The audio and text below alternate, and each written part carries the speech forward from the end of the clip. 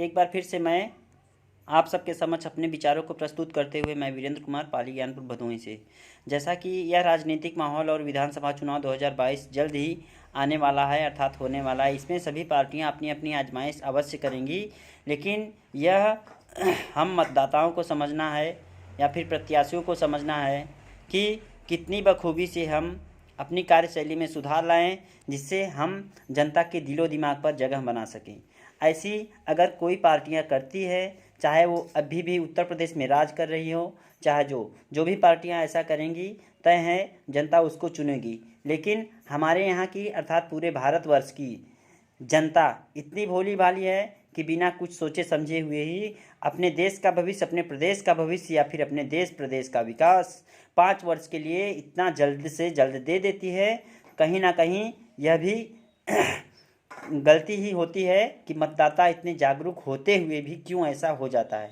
इसका सामान्य सा अर्थ है कि जितनी भी सरकारें बनी हैं आज से 70 साल पहले, अर्थात जब भारत देश नहीं आज़ाद हुआ था तब तो गुलाम ही था, लेकिन भारत देश आज़ाद होने के 70 वर्षों बाद भी अभी भी पुरानी प्रथा चली आ रही है। ऐसा क्यों? ऐसा इसलिए कि सिस्टम में कोई सुधार चाहता ही नहीं है। पब्लिक क्या करेगी? वो तो अपना मतदान करके खाली हो जाएगी, लेकिन यह राजनीतिज्ञ लोगों का दायित्व बनता है कि मैं अपने देश व प्रदेश के विकास के लिए कितना तत्पर हूँ, कितना रहूँगा। इसके साथ ही साथ यह भी ध्यान देने वाली बात होती है, तय है कि हम आप भूमिगत विकास करने के लिए सदैव तत्पर होते हैं, परंतु ऐसा नहीं हो पाता है।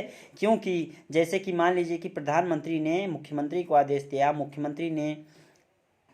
मुख्यमंत्री ने डीएम को आदेश दिया, डीएम ने छोटे अधिकारियों को आदेश दिया। जैसे भी सभी विभाग के अधिकारी होते हैं वैसे होते हैं, लेकिन कमी तो यहीं होती है सबसे निचले स्तर के अधिकारियों में, क्योंकि वो अपना काम सही ढंग से नहीं करना चाहते हैं। करना तो यही चाहते हैं कि कहीं कुछ वेतन कम हुआ, कहीं कुछ ज़्यादा होने की संभावनाएं रखते हुए सिर्फ धरना प्रदर्शन करना सीख गए हैं। बस ऐसा इसीलिए हो रहा है क्योंकि हमारे आपकी सरकार की गलती नहीं है, न ही किसी और की गलती, यहाँ सिर्फ पूरे सिस्टम की है। क्योंकि कोई जांचना नहीं चाहता और कोई कुछ करना नहीं चाहता है कि चलिए कहीं इन पर कुछ दबिश देकर अर्थात सही तरीके से काम करवा लिया जाए। ऐसा नहीं किया जाता है। तय है कि एक मुख्यमंत्री प्रदेश को नहीं अच्छे तरीके से चला सकता है, बड़ा प्रदेश होने के कारण ऐसा है। लेकिन जिस दिन सभी अपने ह्यूमनिटी और इंसानियत के वास्ते सही तरीके से काम करने लगे, तय हैं यह भारत देश, यह उत्तर प्रदेश इतना अच्छे से संवर जाएगा। इतनी अपार संभावनाएं हैं अपने देश और प्रदेश में कि कहिए ही मत। हम और आप भी अमेरिका जैसे देश को पीछे कर सकते हैं, परंतु ऐसा हम सोचते हैं, लेकिन हमारी सोच कहीं न कहीं विफल हो जाती है, कुछ मुद्दों के कारण, कुछ राजनीतिक लोगों के कारण। नहीं तो अपार संभावनाएं हैं हमारे यहाँ, अपार प्रतिभाएं हैं, चाहे वो जिस क्षेत्र में हैं। परंतु ऐसा क्यों नहीं होता है? इसका मुख्य कारण जरूरी नहीं कि राजनीतिक लोग ही हों, परंतु बहुत सा कारण है। जैसे कि सपोज दैट किसी भी कॉलेज की फीस अगर 2 लाख रुपए रखी होती है, वो प्राइवेट कॉलेज वाले 3 लाख लेते हैं, मैनेजमेंट का लेते हैं, अच्छी बात है। सरकार यह भी जानती है कि यह प्राइवेट कॉलेज है, इतना फीस लेंगे, फिर भी रोजगार की भी व्यवस्था नहीं करती है। वहाँ से जितने बच्चे पास आउट होकर जाते हैं उनके लिए भी नौकरियों की व्यवस्था नहीं होते। ऐसा क्यों? या तो सरकार मुद्दा बनाना चाहती है या सरकार मुद्दा बना के रखना चाहती है। क्योंकि ऐसा करेंगे तभी तो वो 10 से 5 मिनट का अपना भाषण कन्वेंस करेंगे, अर्थात बोलेंगे जनता के सामने कि हमने ये किया वो किया। मैं किसी भी राजनीतिक पार्टियों का विरोध न करके मैं इतना ही सभी जन से अर्थात सभी राजनीतिक पार्टी के अध्यक्षों से यही कहना चाहता हूँ कि आप लोग एक सुदृढ़ रूप से अपने उत्तर प्रदेश, अपने प्रदेश को संवारने की कोशिश करिए। तय है एक न एक दिन अपना उत्तर प्रदेश एक गौरवमयी प्रदेश बन जाएगा।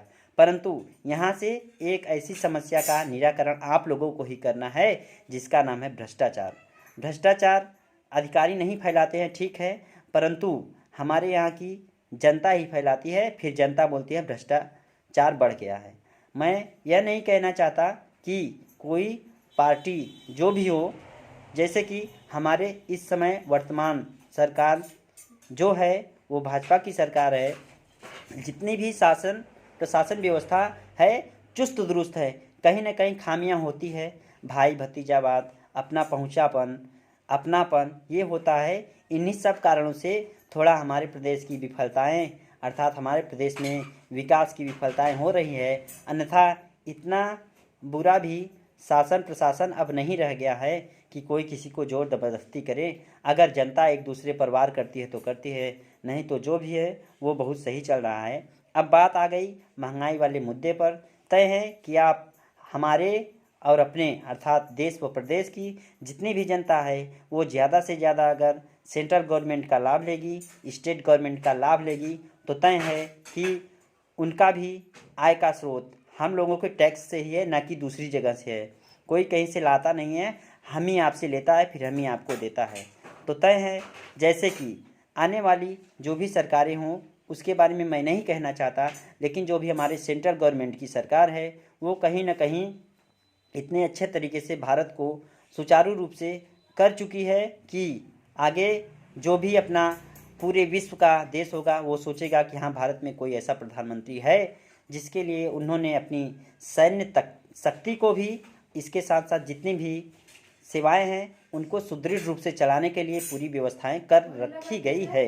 क्योंकि तय है यह एक डिजिटल युग है, इसके लिए ज़रूरी है कि हम और आप एक तरीके से एक सही जानकारी रख के एक डिजिटलाइज और मॉडिफाइड करके जो भी सुविधाएं प्रदान की जा रही हैं वो सब सही हैं।